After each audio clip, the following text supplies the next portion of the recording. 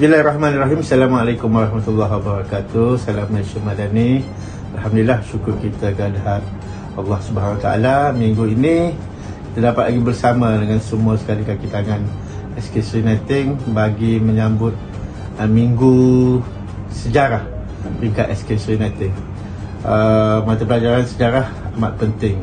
Bukan semata-mata kita belajar tentang sejarah, tapi kita akan dapat tahu asal usul Malaysia sendiri di tanah air kita. Jadi saya harapkan sepanjang perjalanan kita dalam minggu ini, semua aktiviti dapat dijalankan dengan lancar dan semua pelajar dapat mengambil bahagian dan dapat menjadikan mata pelajaran sejarah sebagai mata pelajaran yang seronok untuk dibelajar. Sekian, wabillahi taufiq wal hidayah. Assalamualaikum warahmatullahi wabarakatuh. Assalamualaikum warahmatullahi wabarakatuh.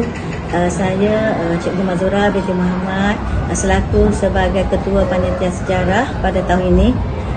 Saya juga merangkap kepada penyelaras program untuk Hari Panitia Sejarah peringkat sekolah pada tahun 2025. Sebenarnya harapan saya untuk mengadakan Hari Panitia Sejarah ini, harapan saya sebenarnya untuk menarik minat murid.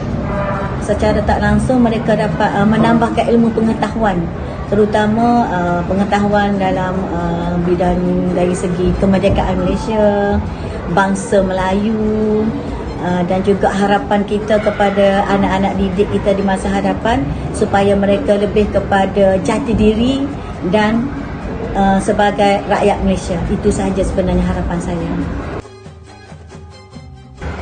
Nama saya Azlina dari kelas 6 Alamanda. Saya suka belajar sejarah. Mengapa saya suka belajar sejarah? Kerana dengan belajar sejarah, saya dapat mengetahui susah payah pemimpin-pemimpin dahulu untuk mendapat kemerdekaan. Dengan belajar sejarah juga, saya dapat meningkatkan lagi kasih sayang terhadap negara. Selamat Hari Sejarah. Sejarah membina jati diri bangsa. Sejarah Melayu membuktikan kita pernah menakluk Nusantara.